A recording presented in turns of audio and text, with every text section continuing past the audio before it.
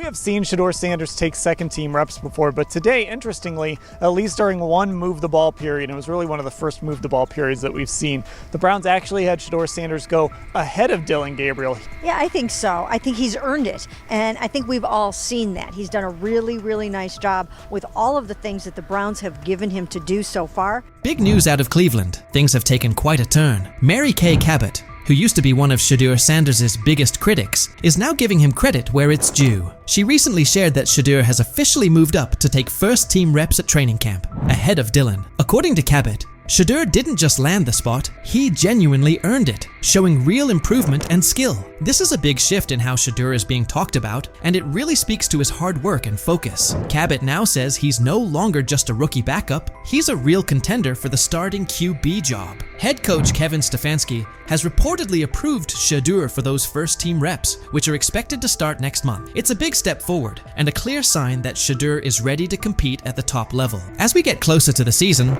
all eyes will be on Shedeur to see if he can lock in that starting role. But it wasn't always this way. Back during minicamp and OTAs, Cabot was one of his toughest critics. She constantly labeled him as a fourth-team quarterback and argued that he wasn't getting the reps he needed to show what he could do. For a while, she seemed like one of the only media figures not sold on his potential. While most of the coverage was backing Shedeur, Cabot stood firm in her doubts about whether he was truly ready. The way it played out yesterday is the way that I thought it would, is that Shedeur right now is the fourth-team quarterback. He did not take any team reps yesterday. Sometimes there's misinformation that comes out of an OTA like that, but he just did not take any team reps.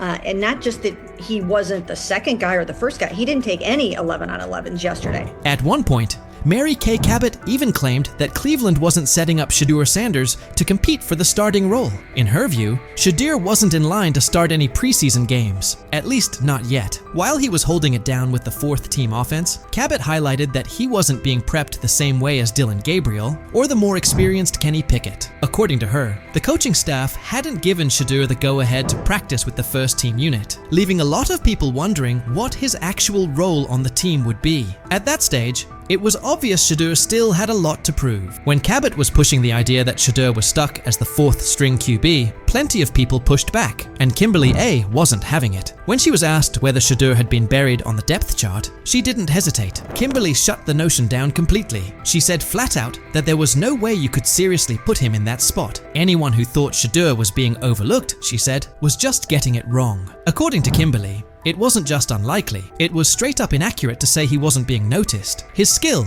presence, and the way he played made it impossible to ignore him. He's as old as Harry, and you're sending him out there against these guys. I don't like anything about it. Extension because it hurts the team every way you look at it.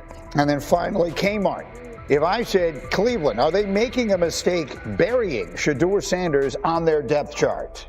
Rainey, I don't think he's buried at all. I think it's so premature to even frame it like this. I understand the interest given the fact that there are 4 quarterbacks there, but to say a disservice is being done to Shedeur, I think is a bit. Mary Kay Cabot didn't just stop at calling Shedeur a fourth-string quarterback. She kept doubling down. She even floated the idea that Deshaun Watson could return and take the first-team reps instead of Shedeur. Her comments came across like she was trying to downplay any momentum Shedeur was building, insisting that Watson would likely have the better shot at running the offense. It started to feel like she was more focused on finding ways to discredit Shedeur than acknowledging his progress. Even with his clear potential and steady improvement, Cabot kept pushing a narrative that seemed more about keeping him out of the spotlight than giving him a fair shot.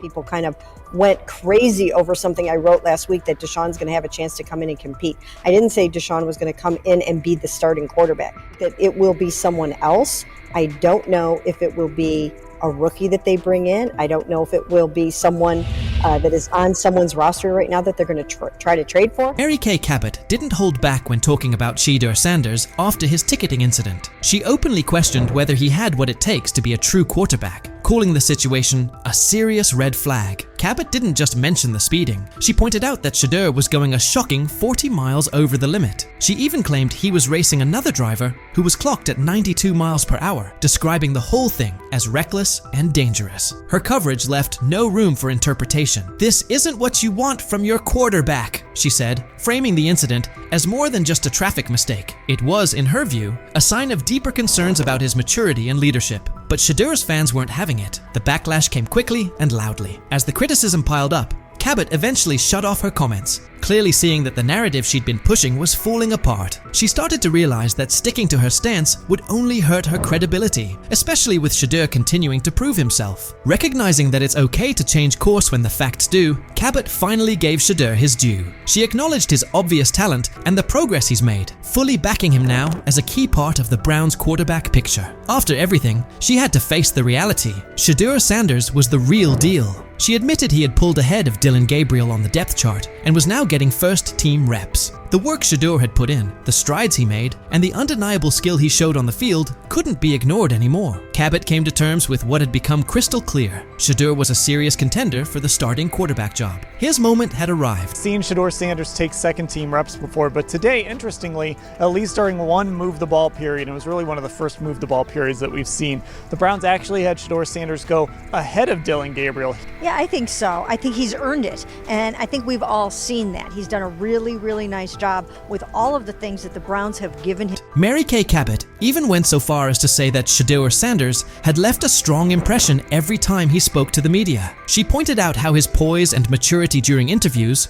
only added to his rising reputation, stressing that the Browns were taking everything into account. According to her, Shedeur seemed to stand out above every other quarterback on the roster. It was becoming more and more obvious that his progress wasn't limited to just what he was doing on the field. He was also stepping up as a leader off of it. Her change in tone showed just how hard it was to ignore Shedeur's impact and the potential he was starting to reveal in every part of the game. Shedeur Sanders has now shown, without question, that his skill and drive are the real deal. Even Cabot, once one of his harshest critics, has come around. His development as a player, his ability to exceed expectations, and the way he carries himself in front of the media have all helped shift the conversation. He started out being dismissed as a fourth-string quarterback, but Shedeur kept pushing, eventually moving ahead of names like Dillon Gabriel. Through strong showings during minicamps, OTAS, and the lead up to the season, he's proven he's ready for the spotlight. And it's not just Mary Kay who's flipped her stance. A lot of people who once doubted him are now among his loudest supporters, giving him credit for the growth he's shown and the potential he brings to the team. Shedeur's rise has been all about resilience. He's turned criticism into motivation, and that dedication has earned him respect. His progress isn't just about football, it's also about the leadership and maturity he's displayed along the way. As Shedeur keeps growing, it's clear he's not just another rookie, he's on track to become a breakout star. What do you think? Has Shedeur truly earned his spot as a starting QB contender, or is there still more work to do? Was Mary Kay right to change her opinion, or should she have stuck with her original take? What do you think was the turning point that flipped the script for Shedeur? And do you believe this support he's getting will keep building as the season goes on?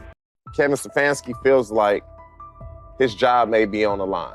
I don't concern myself with outside type of things, but I'm committed to his development, just like all of our rookies. So we'll continue to focus on getting our guys better, and that's what we'll stay committed to, and that's what's important to me. And so you didn't give this man a fighting chance to compete. He went into a gunfight with 2 knives. He gonna lose that every time. You know you're going to waive Tyler Huntley. So what good did that 2-minute drive do for him? Was it going to help him? Don't you think Shedeur would have benefited more from a 2-minute drive than Tyler Huntley? Coach Kevin Stefanski looks like he's backing off, and the heat is clearly on him and the Browns to make a call. After the game, several offensive linemen who'd been on the field with Shedeur Sanders were waived, and a few players had their deals terminated. The blowback was immediate, forcing Stefanski to explain his handling of Shedeur's snaps, especially why he pulled him before the 2-minute hurry-up, a situation many felt fit the rookie perfectly. Stefanski didn't sound convincing. Under obvious pressure, he said he put Tyler Snoop Huntley in for the final 2 minutes to get him tuned up. He looked rattled delivering it, still pushing the idea that Huntley needed that work. Let's be real, Huntley was an emergency pickup when injuries piled up. He's a stopgap, unlikely to stick on the 53, and yet Stefanski used that moment to sit Shedeur. The message in his tone was hard to miss. He knows the choice isn't playing well, and the whole approach around Shedeur Sanders is already blowing back on the staff. Before we go deeper into Stefanski's full comments and what they mean going forward, don't forget to like the video and subscribe for more updates. As for the decision itself, The head coach's shaky explanation only highlighted how tense things have become. Framing the move as a tune-up for Huntley doesn't track with the stakes or with Shedeur's development timeline. It looks less like a plan and more like a scramble, and it's starting to backfire. And did you, I'm sure you kind of answered this last night, but why didn't you keep him in for the 2-minute, or why did you decide to take him out? Yeah, nothing more than decided to give Snoop. TJ Houshmandzadeh, the former NFL wideout, didn't mince words about Kevin Stefanski's handling of Shedeur Sanders. He said that in all his years around the league, he's never seen a coach appear so uninterested in a player's success. To Houshmandzadeh, Stefanski's choices look personal, like there's a grudge against Shedeur, and that's what he finds most troubling. TJ Houshmandzadeh called the bias blatant and cautioned that, if it's real, the push on the Browns to dismiss Kevin Stefanski will only intensify. The fans gonna be saying, Shedeur our quarterback. Shedeur should be our starter. Shedeur should be the guy that starts game 1, week 1. Look what he did. They didn't want that to happen. And I don't know what's going on with Kevin Stefanski. It's almost as if, and I don't even want to say this, but I'm going to say it anyway. And that's exactly how it came across. Kevin Stefanski's body language said plenty. He looked like a coach feeling the axe over his shoulder. TJ Houshmandzadeh added that this isn't the first time Shedeur Sanders has been treated this way. He pointed to the opening preseason game, where Shedeur was sharp, yet Stefanski offered no real praise. Now, after what unfolded yesterday, it looks like Stefanski is pushing the idea that Shedeur was at fault, almost as if he's trying to validate the staff's stance that they were right and Sanders was wrong. TJ even suggested it felt like the situation was engineered from the start to make Shedeur come up short. Well, like when he played well the first game, he was so off-putting, like, oh yeah, well, we'll see what happens next. Like, he should, he played great, man. He exceeded our expectations. He didn't say none of that. And so to me, it's as if they want him to fail so they can justify doing what they want to do. And Houshmandzadeh's red holds up. From the very first preseason outing, Kevin Stefanski's slant felt apparent. Even after Shedeur Sanders put together an impressive, mistake-free showing, Stefanski declined to highlight him, retreating to broad comments about developing all the quarterbacks and skimming past Shedeur's standout work. It didn't come across as genuine buy-in on Shedeur's future in Cleveland. Now the spotlight is squarely on Stefanski, who seemed intent on easing Shedeur towards the margins. Ironically, the coach looks more vulnerable than the rookie. After weeks of rigid messaging and thin criticism, he's suddenly pivoting, saying they'll concentrate on developing Shedeur Sanders. An about-face that screams pressure from the fan base. And it isn't only fans. Reporters and analysts are pressing him as well. Emmanuel Acho weighed in, arguing that by placing Shedeur with an offensive group filled with players unlikely to make the 53, Stefanski engineered a no-win evaluation. Acho's point was straightforward. Even a quarterback with Tom Brady's resume would have struggled in that setup with that caliber of support. In those conditions, any rough patches for Shedeur were predictable, an indictment of the context, not the quarterback. What a COVID year, so it gave everybody an extra year if you wanted it. Understandable. But listen, it's what the chat say? Who the chat believe he took a shot or no? Let me look in the chat. I ain't even open my phone. Hold on. I'm curious to see what the chat would think. They are saying Houshmandzadeh's take still holds. From the first preseason snap, Kevin Stefanski's slant felt obvious. Even after Shedeur Sanders delivered a crisp, mistake-free showing, Stefanski sidestepped any real credit, defaulting to broad talk about developing all the quarterbacks and skating past Shedeur's standout work. It didn't read like genuine buy-in on Sanders' future in Cleveland. Now the spotlight has swung to Stefanski, who looked intent on easing Shedeur to the edges of the plan. Ironically, the coach seems more vulnerable than the rookie. After weeks of rigid messaging and thin critiques, he's suddenly pivoting, saying they'll focus on developing Shedeur Sanders. A shift that screams fan pressure. And it isn't only the fan base. Reporters and analysts are pressing him too. Chad Okosinko weighed in, arguing that by sticking Shedeur with an offensive group filled with fringe or soon-to-be-waived players, Stefanski set up a no-win evaluation. Ochocinco's point was straightforward. Even a quarterback of Tom Brady's caliber would have struggled in that environment with that level of support. In those circumstances, any rough patches for Shedeur were predictable, an indictment of the setup, not the quarterback. Chad Ochocinco warned that the chorus of team-friendly critics would soon start branding Shedeur Sanders a bust, reducing him to fifth-string status, and the real problem would get ignored. Kevin Stefanski put Shedeur in a no-win setup. Despite growing backlash, Ochocinco argued this all looks like a coordinated effort to drag Shedeur down, with more energy spent tearing him apart than acknowledging why he struggled. He was right about the setup, but wrong about the Browns skating by. Fans are loudly calling for Stefanski's job over what they view as clear bias towards Shedeur Sanders. And that pressure is only intensifying. Skip Bayless also weighed in, blasting Cleveland's approach as the worst way to handle a young quarterback. He pointed to a recurring pattern. Shedeur has been consistently mishandled by Stefanski and by the organization, and that this isn't a one-off misstep. In Bayless's view, Sanders hasn't been given a fair runway or the right support, and the way the team has managed him has only piled on the pressure, making it even harder for him to succeed.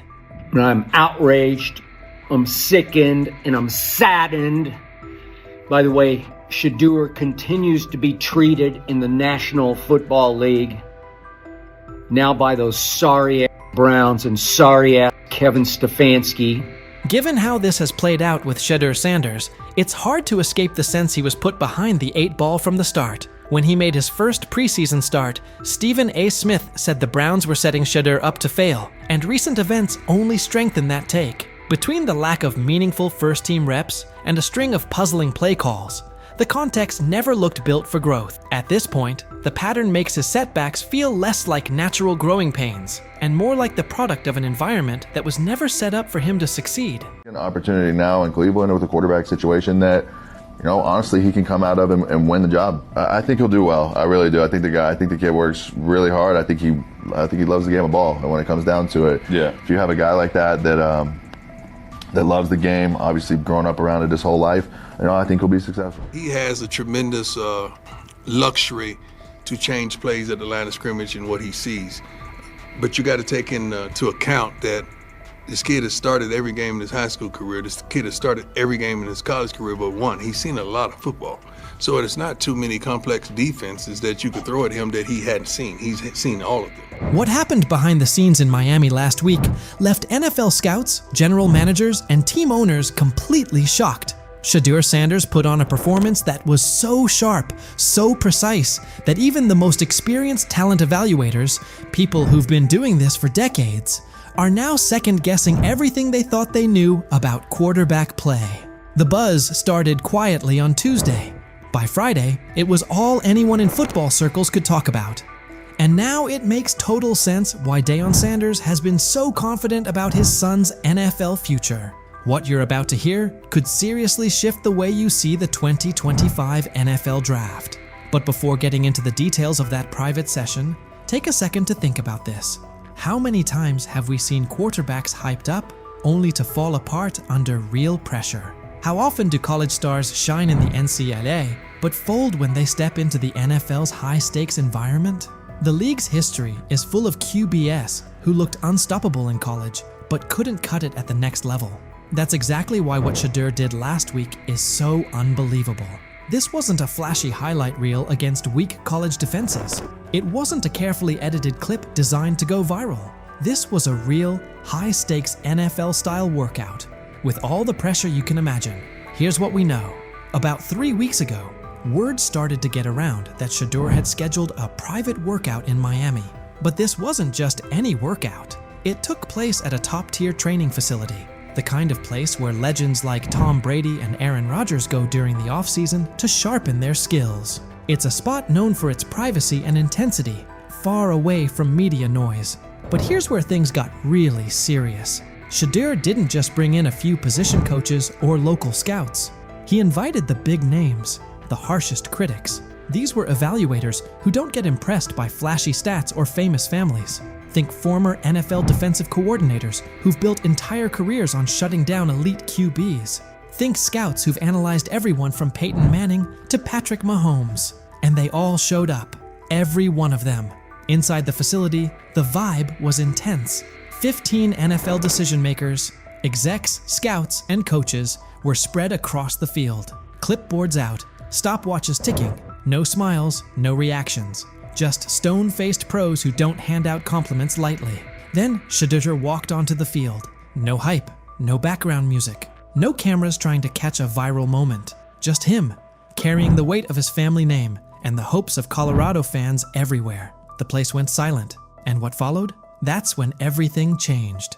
I think he's done a great job. He's a super nice kid. Those guys, the people I work with that interview him and stuff, he's a great guy. He's just got to, he's got to kind of put himself under the radar and work every day, which he seems to be doing. The first drill looked pretty basic on the surface. 40-yard throws to stationary targets. Seems simple, right? Not exactly. These weren't college-level wideouts standing out there. They brought in former NFL receivers, guys who really understand how to create separation and run routes with pro-level precision. These are the kinds of receivers who can truly expose whether a quarterback has what it takes or not. Shedeur steps up to the line. First throw, absolute laser. 40 yards, fast and clean. Tight spiral, right on target. Hits the receiver perfectly in stride. Scouts glance at each other, but no reactions yet. They've seen strong arms before. Then comes the second throw. Still 40 yards, but now it's a comeback route. Way more challenging. The timing has to be spot on. The throw needs to be out before the receiver even makes his cut. Shedeur doesn't just hit the pass. He reads it ahead of time, releasing the ball before the receiver even turns. When the ball lands right in the receiver's chest, just as he comes out of the break, even some of the veteran coaches are caught off guard. One scout literally drops his clipboard. And that was just the warm-up. The real challenge came next. Game simulation. Imagine this. A mock defense made up of former NFL players. Not fringe guys, but legit starters from just a couple of seasons ago. These defenders know how to bait quarterbacks, disguise their coverage, and turn up the pressure. Here's the setup. 2-minute drill. Down 6 points. 85 yards to go. No timeouts. It's the kind of pressure that usually breaks college quarterbacks and separates the real ones from the hype. Shedeur lines up under center. The defense shows one look, but you can tell something's coming. There's a shift about to happen. Classic disguise to force confusion. As soon as the ball is snapped, the coverage rotates, just like expected. Most young QBs would freeze, panic, or try to force something risky, but not Shedeur. He steps up into the pocket with the kind of calm you see from seasoned pros. Eyes downfield the entire time. Then, he sees it. A tiny window, open for maybe half a second. A slot receiver breaking on a dig route. The linebacker trailing just behind. That window is so tight most college QBs wouldn't even attempt it. But Shedeur doesn't hesitate. He fires a strike right between two defenders, hitting his receiver in perfect stride. The linebacker stops mid-step, stunned. The safety trying to rotate over just shakes his head, like he can't believe what he just saw. The scouts lean in. They know they're watching something rare. And the best part? This was only the beginning. Incredibly accurate. Yes. He really understands not only offensive football, but he understands what you're doing as a defense, so he'll pick you apart that way. He processes quickly. Like, all those things to me are big-time attributes. And I just remember last year at this time, Bo Nix falling. People saying, hey, Bo Nix is going to be a second-rounder, and Bo Nix is not. By the way, that guy was one of the best. But now they can't have him.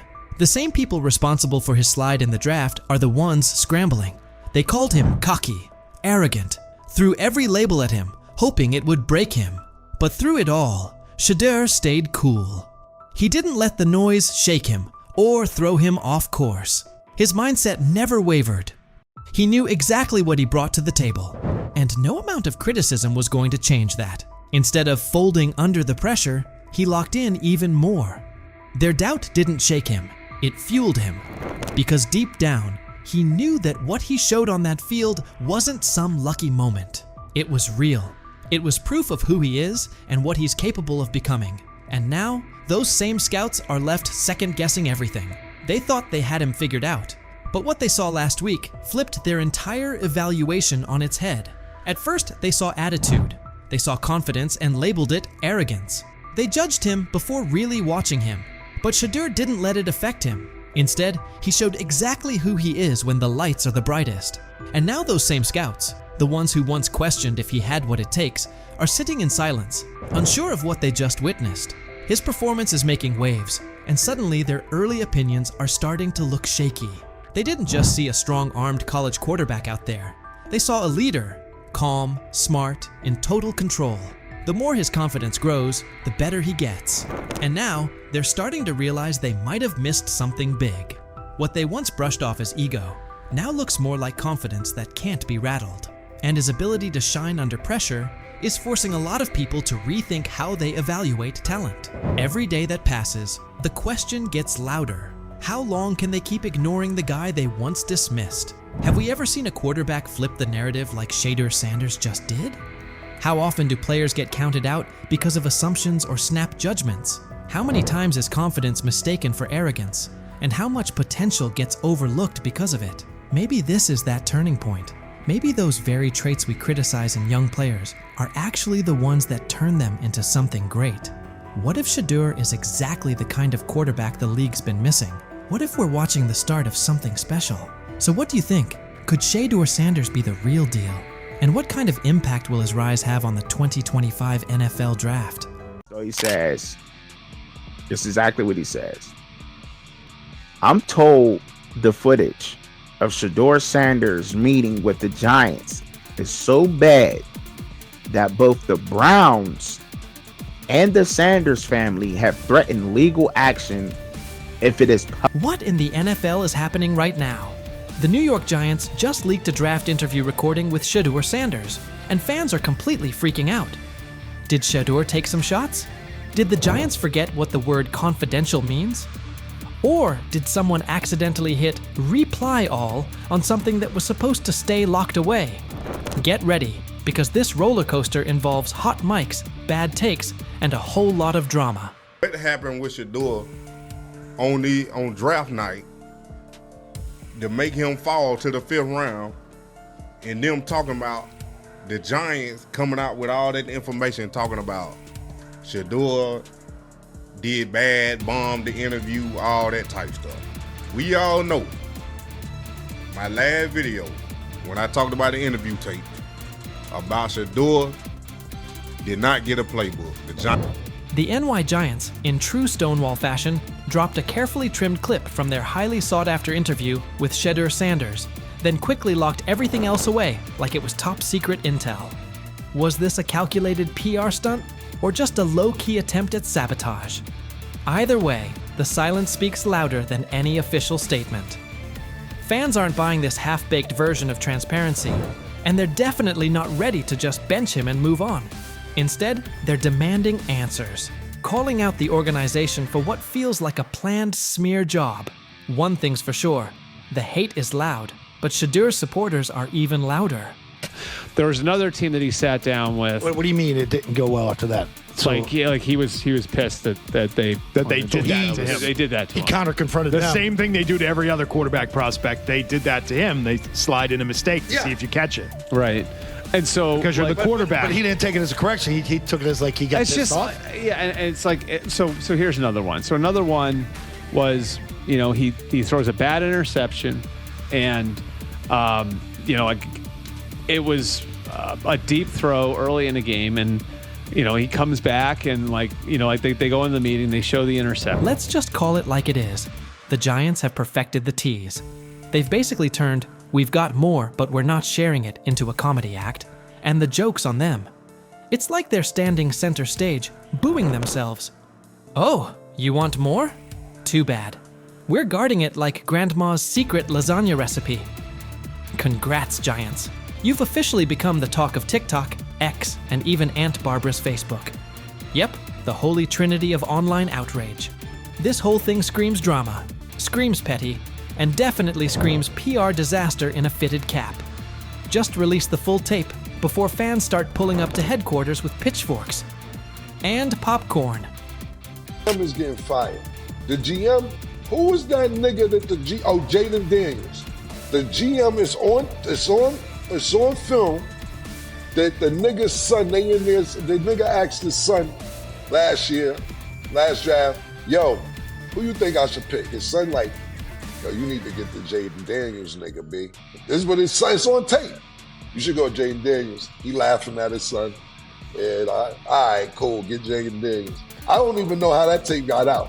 I wouldn't have let the shit get out personally. Meanwhile, Shedeur, the latest poster boy for maybe the Giants don't like talent unless it's dressed in blue and red confetti, is soaking it all in like it's just another day at practice.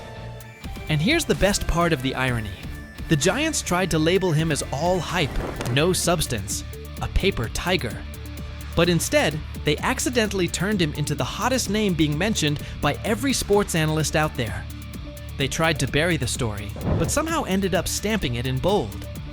It's the classic case of ignoring a trending conversation for so long that sure, people get annoyed, but at the same time, they keep your name alive better than your own PR team ever could. It's funny.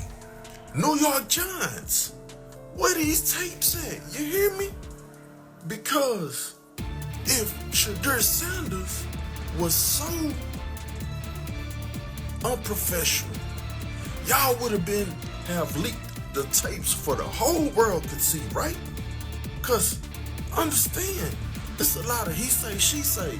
But one thing I do know, as a young black man growing up in this world, being straightforward and not sugarcoat anything. Oh, this narrative is pure gold. Giants PR completely skipped subtlety and went straight to the "we don't like his dad" playbook. A move so awkward, it's like trying to dunk and ending up in a kiddie pool. You can almost picture them brainstorming it. Yeah, we're just not fans of QB families that aren't ours. Because nothing screams professionalism quite like having zero self-awareness. And the fan reactions? Absolutely priceless. That one little clip was all it took to set the internet on fire. Keyboards everywhere started lighting up. People are asking, why hide the good stuff? What are you trying to cover up? If there's really nothing to hide, why not just drop the full thing? And spoiler alert, they weren't whispering. Social media exploded faster than a New York City grill on Memorial Day weekend. Them out. Another moment. What they do during the film and the combine and the meetings is teams will install mistakes intentionally planted in the install, and they want you to catch them. Shedeur didn't, and when a coach called him out, once again, it didn't sit well. It's like, bro, there's not many teams needing quarterbacks, especially since Pittsburgh appears to have a deal with Aaron Rodgers and Tennessee's getting Cam Ward. So you're down to the Giants, who are not in. And that brings us to the next tasty slice of irony. By refusing to release the full interview, the New York Giants probably thought they were hurting Shedeur Sanders' image. But instead, they ended up throwing gasoline on the hype train. Rather than shutting things down, they made him look like the kid who grabbed the last cookie and somehow got blamed for taking the whole jar. Only difference? This kid's got cameras on him 24/7, and he's handling the heat like a seasoned pro. Now, every move he makes is being broken down, every throw studied like it's a presidential debate. Fans are calling it what it is. They've lied on Shedeur. Some say the Giants just don't like his dad, and honestly, that might be true. Maybe this whole thing was just a cheap shot at Deion Sanders by extension. But here's the plot twist. The harder they try to drag him down, the more interesting his story gets. The Giants accidentally turned Shedeur into a walking headline, a controversy in cleats. They tried planting doubt, but all they really did was create buzz. He's no longer just a top draft pick. He's now a symbol of resilience, a narrative goldmine, and living proof that real talent doesn't fold under pressure. It levels up. And at this point, even if the Giants wanted to, there's no turning off the spotlight. Okay, so probably the most fun yet the most difficult thing I cover and we cover all year long is not games. It's the NFL draft. Because I've said this many times, you get lied to for a month to 2 months up to it. And so often during the draft, and every few drafts, there's a guy that really falls, precipitously falls. This year it was Shedeur Sanders, it's been Aaron Rodgers, it's been Dan Marino. Every few years somebody falls a lot. And so, but those stories don't come out until like the fall and after. Let's not overlook the fact that the hate is so strong, you could bottle it up and sell it as radioactive cologne. You can practically watch it leaking out of Giants HQ like toxic sludge straight out of a bad superhero origin story. But here's the twist. Maybe that's their superpower. Maybe the New York Giants really believe they're cooking up some secret formula, a cocktail of manipulation and media spin. But here's the thing. Every bit of shade they throw at Shedeur Sanders only makes his story bigger. Every time they try to box him in as some overhyped diva or question his character, they accidentally hand him another viral moment. And now, he's the underdog hero rising through the smoke. Let's be real. This isn't just about football anymore. This is about narratives, control, and how the establishment absolutely loses it when they're no longer holding the pen. And the real kicker? They still won't release the full interview. You've got NFL fans, media heads, and entire Reddit threads all chanting, "Drop the tape." Like it's some long-lost Beatles album. Meanwhile, the Giants are just sitting there, staring into the void like nobody saw this mess coming. Now, I don't know if it ever gonna get leaked or not. The tapes, the New York Giants have the tape. They definitely have the tape. It's confirmation that they have the tape. Shedeur didn't do nothing. It's what they saying he did. I'm gonna tell you what these mixed reaction right here. So we already know about the New York Giants, but the Pittsburgh Steelers head coach Mike Tomlin reported Miles Sanders' talent, but hesitated to draft him due to previous challenges with quarterbacks like Russell Wilson and Justin Fields, leading to more cautious approach. Las Vegas Raiders. Sanders met with Raiders at the NFL scouting combine and expressed enthusiasm about potentially joining the team. His familiarity with the West Coast offense and quick release was noted positive, though concerns about his ceiling